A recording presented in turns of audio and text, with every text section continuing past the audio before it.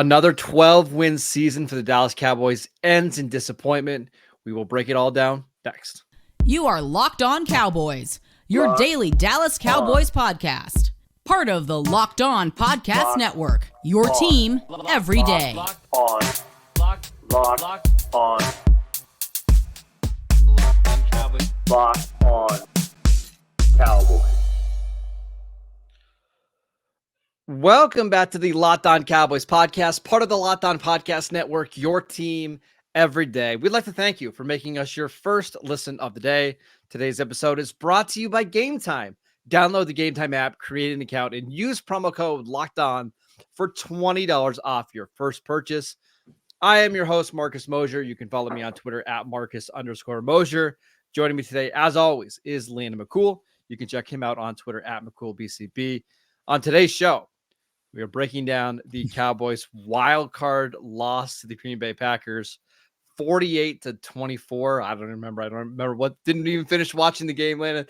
I think it was 34. So just to make us all feel that much better. Yes. It does not matter. Does not matter. All right. Big picture. What do you think coming out of this loss? I mean, first off, this was the most. I mean, we've been through a lot of these, unfortunately, or I think every Cowboys fan is fully aware of that. This was the worst one. This was the most surprising one. And I say that even knowing that the Cowboys have done this time and time again, and that we prepare ourselves for it. Like, I don't know how I'm ever going to trust a football team again. Like it feels like a bad breakup, right? It feels like something like Except for that you're not actually breaking up with this person. Yeah, right? Yeah, you're still stuck with this person forever. No, I mean, I feel betrayed, like that's the level of shock I am about this. So it's hard to know where to go forward. If you're asking me my opinion on where the Cowboys should go forward, I've kind of reached my wit's end on this. Like if given my druthers, I'm fully on board with fully blowing this whole thing up completely, tip to tail. I understand that that's not going to happen. Like that's the there's contracts and all kinds of different stuff that could happen, but anything up to that, I will support. So. But I think we start with the coaching staff. I think you have to start with the coaching staff because ultimately you're responsible for kind of preparing the team. This team was not prepared. This team was not ready to play football on either side of the ball or special teams. And we can talk about how you feel about the refereeing in the game, but the Cowboys, there was no real like questionable calls or anything to point to. This was just very bad play, specifically on the defense, and then continued on the offense. To be honest, I really don't have very much positive to say about the way the Cowboys played. Like I said, I am still dealing with the actual shock of what happened. So it's still kind of difficult to parse exactly where to begin. Yeah, so I'm a millennial Cowboy fan that doesn't really remember the Super Bowls and the playoff wins of the 90s. So I kind of have to, yeah. So I just have to, I've got to think about like the last 25 years from the Cowboys and all the playoff games. And I got to say that I agree with you. This is the worst because there have been other games where the Cowboys were underdogs or slight favorites and they lost. Yeah. In tough. I mean, the Seattle playoff game, the Romo one, that was obviously tough. The Green Bay one, the Des Cottet one, tough. The Green Bay Aaron Rodgers one in Dallas in 2016, another really tough game. But the Cowboys played well in all three of those games. Landon, this game was over like 7 minutes into the second quarter. Like, and you just knew it. And in fact, I mean, it was over, was it 27-0, almost, before a couple of minutes left at halftime. I felt like it was over when it was 14-0. There was a lack of mental toughness on this team that you could see in certain games this year, whether it was the Buffalo game, the San Francisco game, or when things would get a little bit out of control, rather than, buckling down and trying to get the game back to being competitive, They just let it snowball on them. And that's what the Cowboys were doing to other teams a lot of this year. Like once they got in a lead, they would bury you. For the Packers to come into Dallas and to do that to them, it was tough to watch. I mean, I can't remember a more disappointing loss, at least in my lifetime. It was bad. Yeah, and I want to be clear, like before we start letting, I feel like we saw at the end of the game folks circling the wagons towards their favorite target on this. That's a lot of coaching stuff. But Dak Prescott is part of the problem here. Like, I think everybody is, though. I think for sure, but I also think that this is a problem that has predated this coaching staff, has predated a lot of the players that are on this team, and I think that it's not. I'm not suggesting the mental toughness aspect is a Dak Prescott problem, but there is a inconsistency that happens in these big games, and we've talked about it in several different ways. A being too hyped up or being too excited for these games that he doesn't play with the same sort of focus or kind of efficiency or tightness in his game that he does in some of these other games. And when the defense doesn't play well and allows the other team's offense to kind of get ahead, it only worsens the situations. This script was extremely familiar to anybody who's a Cowboys fan. Like the way this whole thing went down, a bad penalty here, it stalls an early drive. The Cowboys defense can't stop anything. Like this was way too familiar, except worse, except just, accelerated like to the nth degree. The level of shock I have over this game is hard to describe, because I think the sleight of outcomes, the options that could have, the paths of victory that we talked about, right? Like this was in the farthest outlier of them all. And the fact that the Cowboys came out and like managed to fall their way into this box again. I think as someone we've been dealing with this for years now, I feel like we've tried to squash all the bugs here, and every single time we whack-a-mole over here, the mole pops up over there. That's why I believe you just exterminate the entire field, because I'm tired of trying to like tweak, and then it's always just a hair short or two hairs short, or it's like we take a step forward and two steps back, and I just feel like I'm tired of like trying to reloading, as you used to hear OU talk about their recruiting class. I think it's time for a rebuild, and I don't know. That's not going to happen, because we're going to hear a bunch of names like Bill Belichick, about banded around, and a bunch of, stupid veteran coaches that got fired from their previous jobs that are likely to be Cowboys candidates. But that's where I'm at, is that I feel like I don't know what this issue is. And to continue to try to put our fingers on one thing or chase around the roster or the coaching roster to figure out who the guilty culprit is. I don't care. Like just wipe the whole slate clean and let's start fresh, because I'm tired of trying to kind of like tweak this and that and get this and going. And like he said, I know that this is all fruitless. None of that's going to happen, but that's my desire as a Cowboys fan, especially after watching last night. We're going to talk about Dak Prescott. We'll talk about the coaching staff later on the show. And then throughout the week, we'll talk about what the Cowboys' potential options are. You mentioned how it's not just a 1 or 2 year thing. I mean, a lot of this even goes back to before Dak Prescott. Look at some of how was it that 3 straight years the Cowboys had a chance to make the playoffs, so they won the final game of the season and they laid an egg all 3 games. For whatever reason, this team just has lacked the ability to close out some of these games. They've lacked the mental toughness to win when it really matters. And I'm not sure how you fix it. I'm really not sure. Lynn, I want to talk about the defense before we get to the offense, because I think that was the most surprising outcome for me. Let's talk about Dan Quinn and that unit next. This episode is brought to you by Gametime. You shouldn't have to worry when you buy tickets to your next big event. Gametime is the fastest and the easiest way to buy tickets for all of the sports, music, comedy, and theater events near you. with killer last-minute deals, all-in prices, views from your seat, and their best price guarantee. Gametime takes the guesswork out of buying tickets. Gametime is the only ticketing app that gives you complete peace of mind with your purchase. See the view from your seat before you buy so you know exactly what to expect when you arrive. All-in prices show your total upfront so you know you're getting a great deal before you check out. Buy tickets in seconds with just 2 taps. Take the guesswork out of buying tickets with Gametime. Download the Gametime app, create an account, and use promo code LOCKEDON for $20 off your first purchase. Terms apply. Again, create an account, redeem promo code LOCKEDON for $20 off. Download Gametime today. Last-minute tickets, lowest price guaranteed. We want to let you know that this episode is brought to you by Jase. I know we come to sports to escape some of the crazy realities of real life, but can we talk for just a minute about prepping for real life?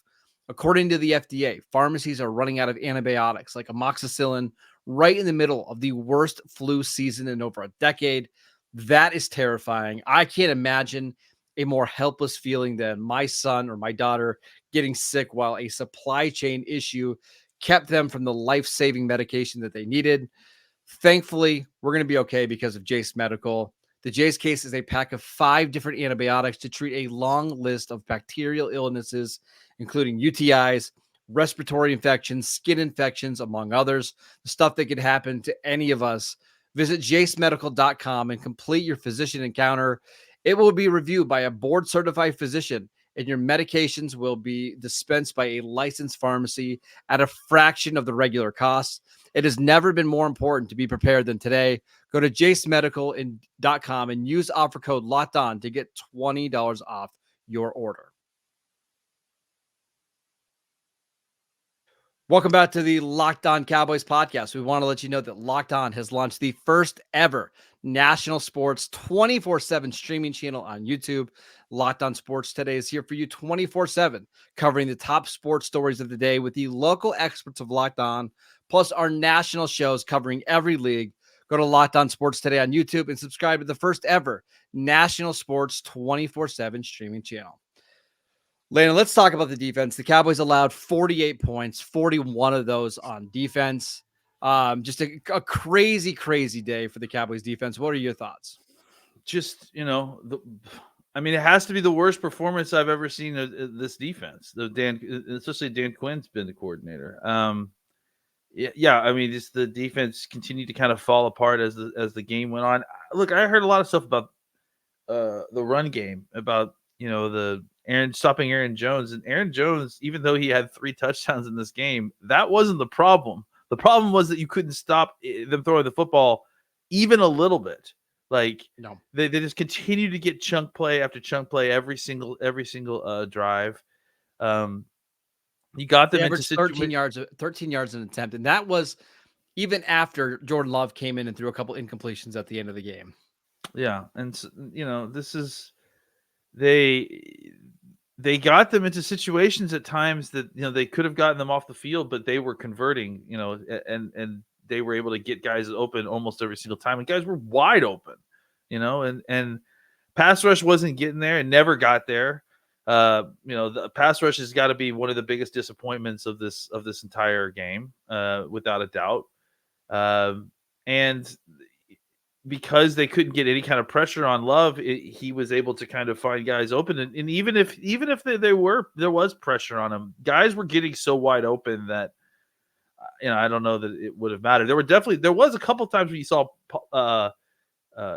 Parsons hit Love in the pocket, and he was able to still kind of deliver the ball 40 yards down the field because it just was a second too late. So, even the best rushes that the Cowboys got off in that game weren't even close. weren't good enough to kind of actually slow down the Packers' offense, and that really, more than anything else in the game, the inability to stop the Packers throwing the football. I mean, that was the whole thing. Like that, when you are allowing that level of explosives plus efficiency, there's nothing that you can do to stop that kind of if you can't slow down that kind of attack, there's nothing you can do on offense to kind of counteract that. Really, you have to play with an incredible level of efficiency. Though, especially considering the way that the Cowboys offense was playing, was just never going to happen. And that became clear. And you were right. Like that became clear once they got down like 14-0.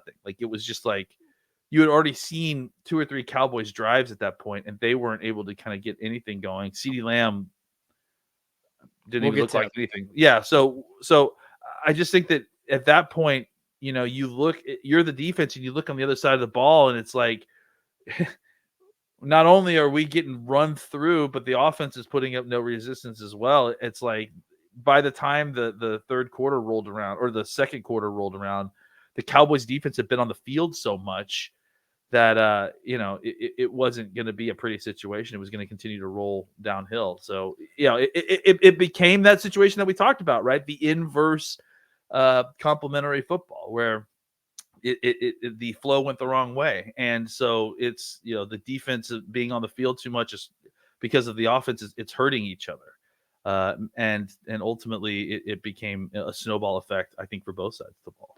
So we can talk about specific plays and stuff that happened and why the coverage broke down. But my big picture coming out of this game, and I'm really trying not to be overreactionary, but I think Dan Quinn's going to leave, and I'm not sure that he shouldn't leave. And even if he doesn't get a coaching job, I'm not sure that he should be back for a couple things. There is a style of offense that gives him a lot of problems. And it's this style that uses a lot of motion and play action and can kind of confuse the back end. Against against Kyle Shanahan, like disciples, Mike McDaniel, Kyle Shanahan, obviously, and then Matt LaFleur, this year alone, 3 games, 111 points. 111. I mean, they just got absolutely abused in those 3 games. And then against Matt LaFleur the last 2 years, 79 points. And I think part of it is he just doesn't adjust. Green Bay came out in this game playing 12 personnel, and the Cowboys went light boxes, nickel, and they didn't even decide to put extra guys in the box. Like LaFleur knew right away he was going to be able to get Dan Quinn, and they never adjusted at any point in the game. It was like Dan Quinn said, hey, this is our style of defense. This is the way we play. They're going to have to adjust to us. We're not going to adjust to them. And they killed him. Well, it's even more ironic than that because they didn't come out in their style of defense in the early part of the game. They were playing a ton of zone, and because they knew that Aaron, I'm calling him Aaron Rodgers already.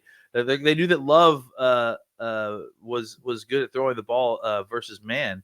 But then when it wasn't working and they weren't able to cover anybody, they didn't make the adjustment back to what they normally do, which is crazy. It's like they had the game plan installed. They could not deviate from it at all. Yeah. And I agree. Like the problem is that there is clearly a very strong kind of weakness in this defense towards of style of offense that is becoming more and more prevalent, not less.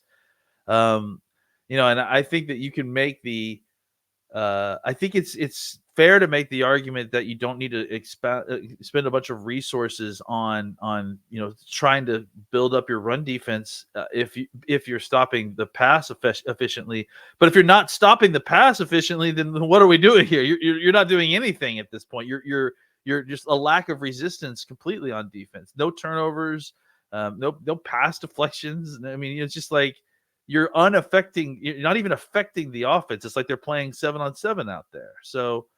I agree. I don't think that Dan Quinn will be back, whether he gets a job or not. And I don't think he should. There's just too many teams that are running that style of offense, and Dan Quinn is just not proven to have a counter. And it's not like this is a 1-year sample thing. This has been going on for a while. It's tough because I do think Dan Quinn is a good defensive coordinator, but I wonder if he's just not the defensive coordinator that you need to advance far in the playoffs when you consider what the rest of the NFC looks like right now. That side of the ball has a lot of questions. That was the worst game the secondaries played all year. I think they had 5 combined pressures on defense in this game. Yeah. You mentioned Aaron Jones not having a huge game. I mean, they still ran for 143 yards in this game. I mean, he had, he was averaging almost 5 yards a carry. The Cowboys couldn't stop the run either. But that was after the game was already well decided. Yes. I mean, they just couldn't do anything. Yeah, by the time the game was basically over in the third quarter, Aaron Rodgers, Aaron Jones again. Aaron Jones had not even 100 yards at that point. So, and I think was for most of the game was averaging less than 4 yards a carry. I think once the game was completely decided, the Cowboys defense gave up. That's when you really started to see the run kind of increase. But it doesn't, like I said, it doesn't matter if you're averaging 13 yards an attempt, like an attempt, not a completion, an attempt. Yeah, I mean, that's just embarrassing. And again, at home, of all things, the Cowboys have too many talented players in their defense to allow that kind of thing to happen, and it did. All right, Landon, let's talk about Dak Prescott, CeeDee Lamb, and the rest of the Cowboys offense next. This episode is brought to you by FanDuel. The NFL regular season is over and the playoffs are now over for at least the Cowboys, but there's still time to get in the action with FanDuel, America's #1 sportsbook. Right now, new customers can get $150 in bonus bets guaranteed when you place a $5 bet. That is $150 in bonus bets, win or lose. The app is so easy to use. There's so many different ways you can bet, including live same game parlays. You can find bets in the new Explore tab. You can make a parlay in the Parlay Hub, the best way to find popular parlays, and so much more. So visit FanDuel.com/LockedOn to make your first bet a layup with FanDuel, the official partner of the NFL. All right, Landon, let's talk about the offense, because the offense, we mentioned at the top, disaster. I'm going to read you their drives to start this game, because it's not great. So the first drive, I almost wish you wouldn't, honestly. Yeah, please go ahead. 6 plays, 27 yards punt, 3 plays, 5 yards interception, 9 plays, 39 yards punt, 6 plays, 35 yards interception for a touchdown, and then 12 plays, 55 yards for a touchdown at the end of it. That was the game. I mean, the first 3 drives, you go punt, interception, punt. It was over after those 3 drives. Yeah, and again, a lot of it because of the kind of negative feedback loop that we talked about of anti-complimentary football, right? With the defense and unable to stop, Green Bay at all. All it took was 3 bad possessions by the offense to get this game kind of out of reach. Look, I think it's easy because you want to it's when you're watching the defense, it's very easy to see your disappointment. It's like and it is on offense in some ways, but in defense, it's like they score a touchdown, the points get added to the board, right?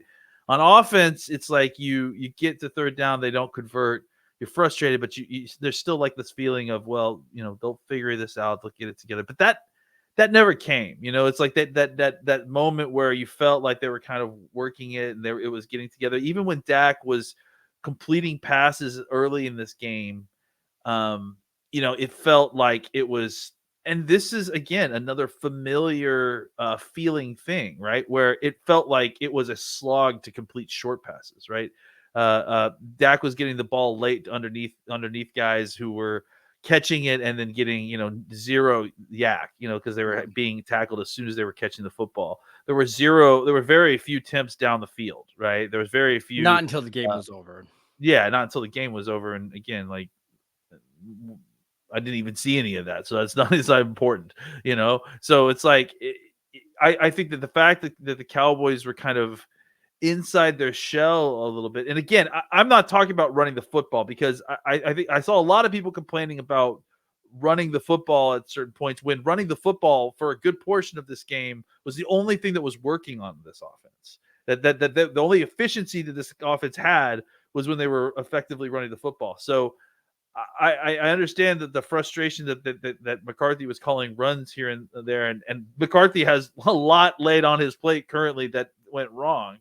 But I also think that if you watch the game, the problem wasn't the play call. The problem was the execution of the passing play calls, right? You couldn't complete a pass in a normal manner. You couldn't get any kind of rhythm in this offense. You finally got a big pass down the field to Jake Ferguson, and it was a Herculean effort required in order to even get it done, and I just felt like everything was a chore. Everything was a slog in this offense. Nothing was clean. And, just to go ahead and lay it out, CeeDee Lamb was a problem. If he plays like this, it's a problem, right? You cannot win if CeeDee Lamb is the focus of your offense and he's playing the way he did on Sunday. And okay, I mean, if you want to go a halfsies on CeeDee Lamb and Dak, and that this is them not being on the same page, that's fine. I think there were some throws that were definitely not where they needed to be, but I also think that CeeDee is the best player on your football team, and he needed to play better than he played on Sunday Without in a order doubt. to kind of give you a chance to even be in this game. I just feel like there's a lot of blame to go around here, and I've obviously been throwing fire at everybody, but to me, in my opinion, the most anger at this for what happened needs to go at Dak Prescott and CeeDee Lamb for combined a 50-50 split, because Sure. they are supposed to be the engine of this offense. They're supposed to be the engine of this team, and they didn't show up on Sunday. They didn't play well, and it's become a pattern now where Sure. there's just too much inconsistency in these type of big games where a much higher percentage of boneheadedness than when we see in regular games, and it's really become a lot more difficult to try to defend as Sure. time has gone on. So just really quickly, I want to go back to the running thing, because I agree with you, but I also disagree with you. The first down runs, for the most part, were very successful. Like, you look at the efficiency of those runs, good. I think what fans, including myself, were having problems with were so many second down runs that basically got nothing. Like, this is the first half. I'm going to run through them really quickly. You had a 2nd and 4 run for 1 yard to Tony Pollard. They got a first down on a Dak Prescott scramble. 2nd and 10 run, Rico Dowdle, 2 yards. Next drive, 2nd and 10 run to Tony Pollard, 1 yard. Next drive, a 2nd and 3 run to Tony Pollard, 0 yards.